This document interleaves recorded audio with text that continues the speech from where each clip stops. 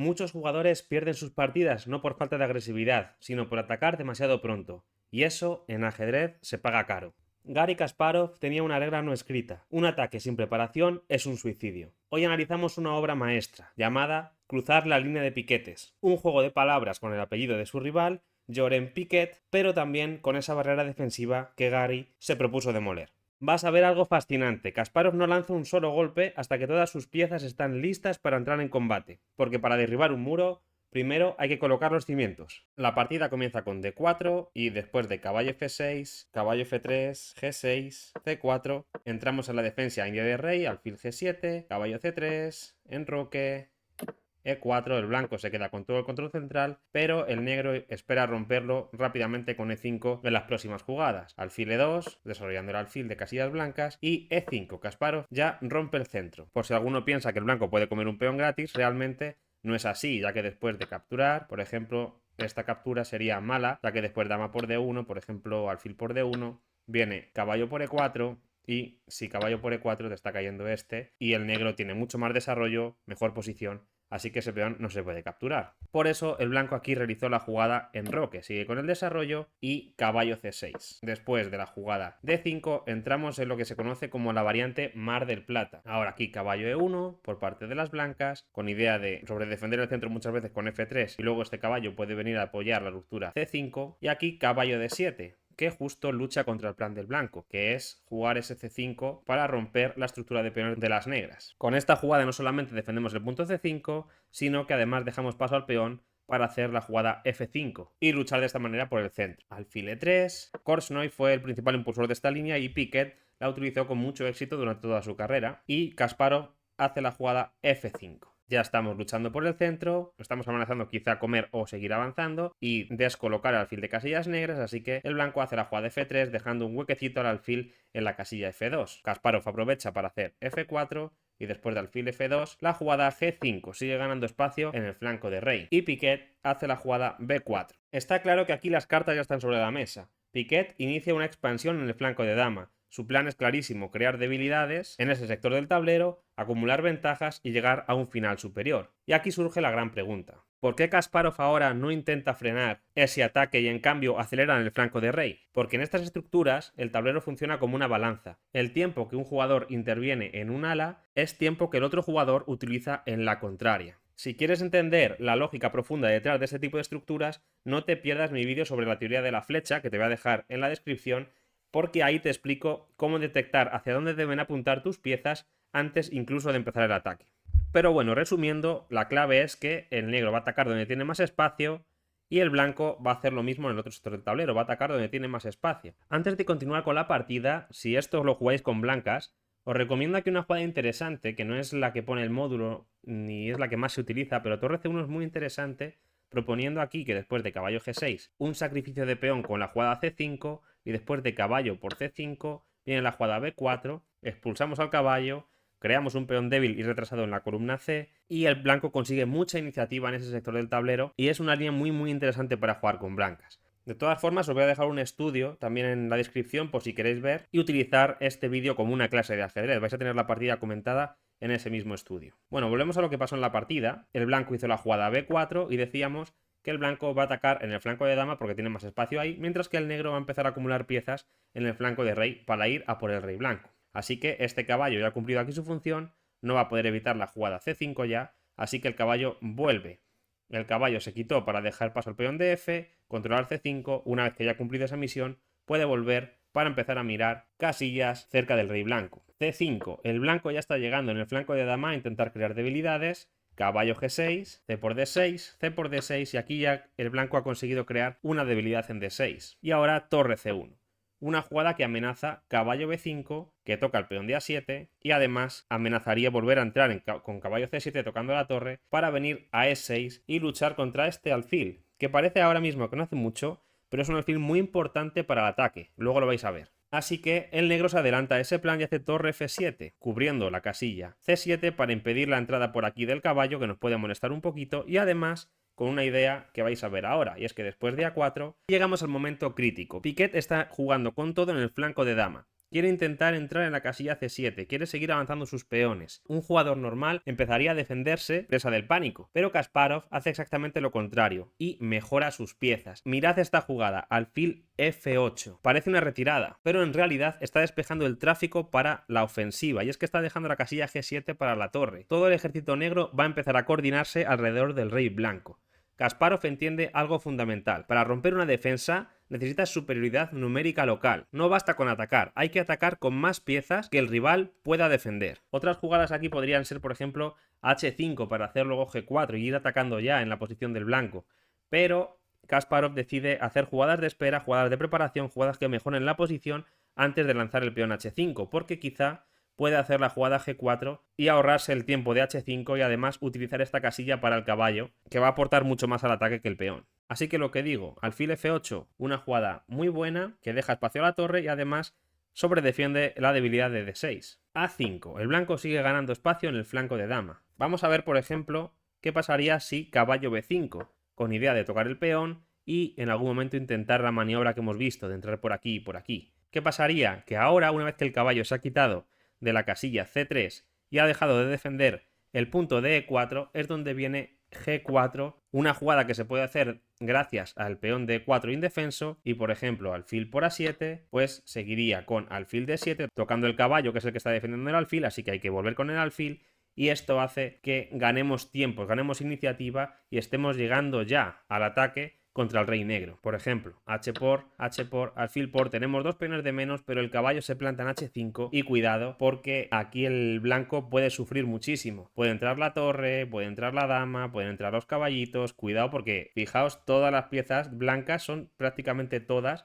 las que están entrando a por el rey blanco. Por eso el blanco decide, en vez de caballo B5, hacer A5 primero, ganando un poquito más de espacio en el flanco de dama y ahora alfil D7. De nuevo, mejorando un poquito la posición y evitando, en algunos casos, un posible sacrificio de torre por alfil, ya que este alfil, lo que digo, es un alfil que ataca mucho y muchas veces el blanco incluso está dispuesto a entregar la calidad para quitarse este alfil de encima. Le quitamos de la columna, mejoramos un poquito la posición, vamos a ir trayendo piezas poco a poco al flanco del rey y vamos luego a conseguir atacar al rey blanco. Y aquí Piquet ya intenta ganar material con caballo B5, una jugada que ataca el peón de A7, pero que, como he explicado antes, deja indefenso el peón de E4. Así que Kasparov responde con la jugada que cambia el tono de la partida, y es que hace ya G4. No protege el flanco de dama, no intenta salvar la torre, porque ya no está pensando en material, está cargando el muelle. Aquí aparece la verdadera ley de hierro de Kasparov.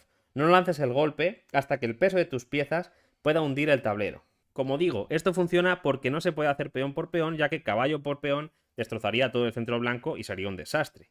Piquet puede elegir aquí entre capturar el peón o entrar con la maniobra de caballo C7. Vamos a ver qué pasa con caballo por A7. En la partida realizaron caballo C7, pero aquí puede pasar un poco lo de antes. Podemos hacer G3 tocando el alfil que defiende el caballo y después de, por ejemplo, alfil B6, la única que defiende tanto el alfil como el caballo, pues la mejor jugada aquí es dama E8, que se prepara para venir al flanco de rey, a atacar al rey blanco. Una jugada como H3, pues se contestaría con el bombazo alfil por H3, sacrificio de alfil por dos peones, ya que después de dama D7, este peón no se puede defender, ya que si el rey viene por aquí, le echo y luego entro. Y por ejemplo, alfil B5, tocando la dama, dama por H3, y aquí se ve como el negro ha entrado con todas las piezas. Una jugada para defender el mate como torre C2, pues te viene la jugada caballo H4, está entrando por aquí, está entrando el peón, está entrando la torre, está entrando la dama, y esto pues es un suicidio para el blanco. Aquí veis la importancia del alfil de casillas blancas,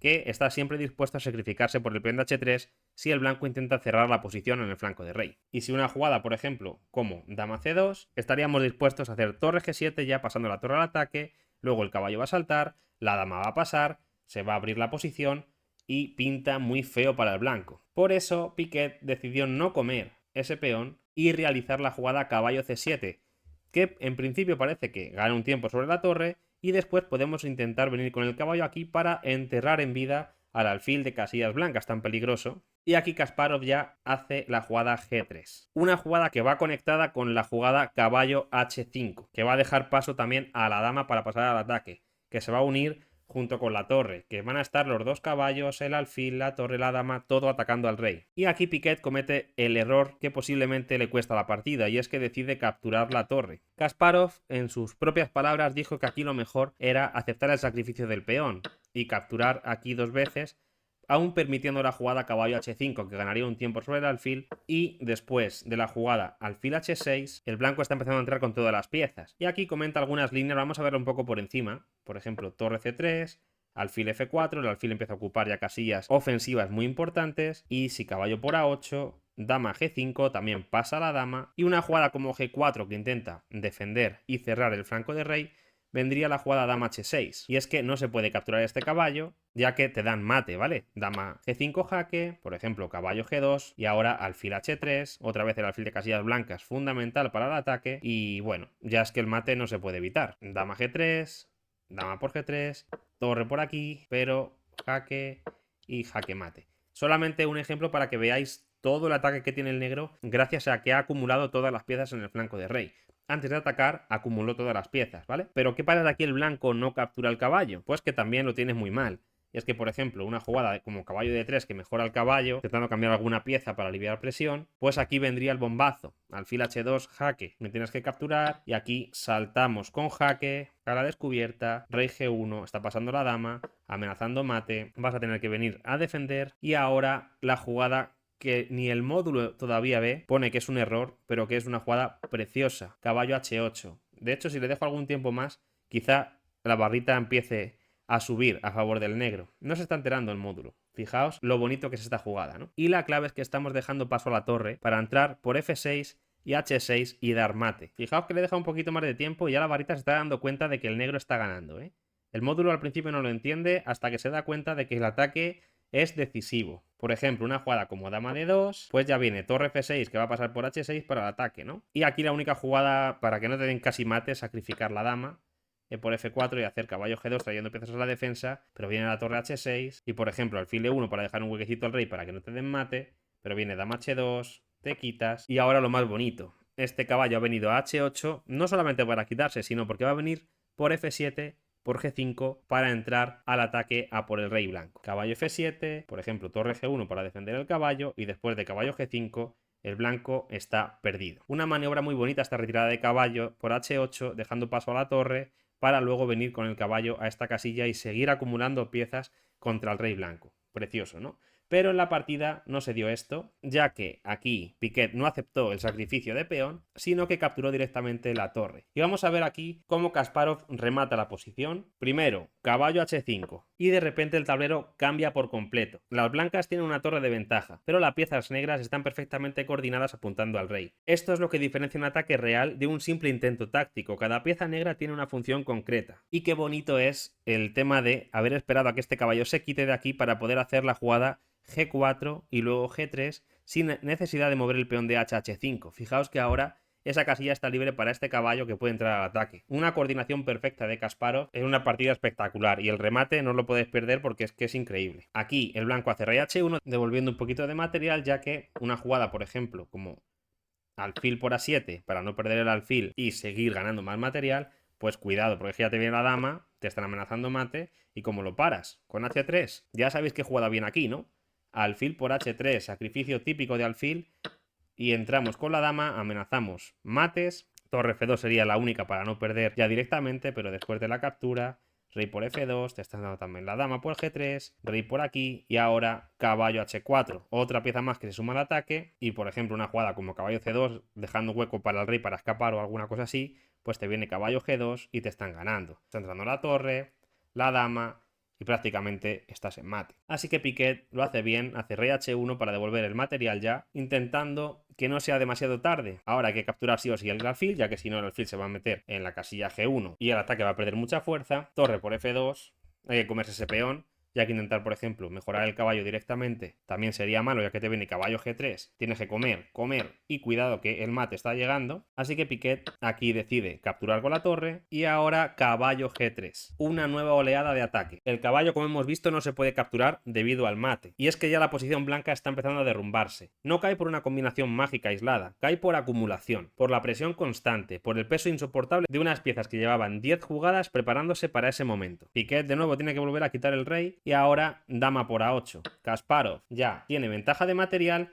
y además la partida está decidida porque tiene muchísimo ataque, y es que el caballo sigue sin poder capturarse. Una jugada como H por G3 pues vendría F por G3 tocando la torre, y después de que la torre se quite, dama de 8, la dama vuelve, pasa por aquí y el mate otra vez es casi imparable o tienes que entregar material. Así que ese caballo no se puede capturar. Hicieron aquí alfil C4, intentando a lo mejor dejar un huequecito por aquí en algún momento al rey para escapar, y ahora una jugada muy bonita y muy buena, la mejor de la posición, A6. Un simple avance de peón, que no solamente es un avance de peón, sino que deja la diagonal a la dama negra para venir a atacar al rey desde otro punto. De nuevo, no se puede capturar el caballo, porque viene F por G3 y por ejemplo, torre A2, pues ya te viene la dama con jaque por A7, rey F1 y ahora torre F4. La torre pasa al ataque y cuidado que te están reventando. Rey E2, torre H4, por ejemplo, caballo C2, intentando despejar las piezas para defender por la primera fila, pues viene torre H2, te toca en el peón, que no se puede defender, ya que una jugada como dama F1, pues caballo F4 jaque, y esto es desesperado, te están comiendo el peón de eje, tu rey está en todo el centro del tablero, la dama puede pasar, y esto es un desastre. Así que sigue sin poderse capturar ese caballo, y aquí intentó Piquet dama de 3, pero después de dama 7 ya la partida está casi decidida. Te clavan la torre y te quieren intentar combinar con la jugada alfil E7, alfil H4, tocando la pieza clavada, ¿no? Aquí Piquet no se dio cuenta de todas las amenazas que conllevaba la posición,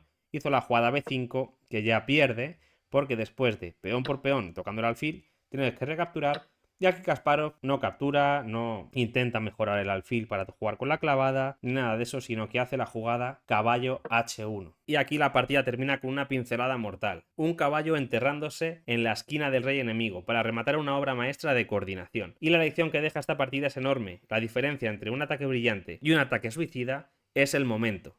Kasparov no atacaba porque fuera valiente, atacaba porque sabía cuando sus piezas ya pesaban más de lo que la posición rival podía soportar. Así que la próxima vez que quieras lanzar un ataque, hazte esta pregunta: ¿tengo suficientes piezas o simplemente tengo ganas de atacar?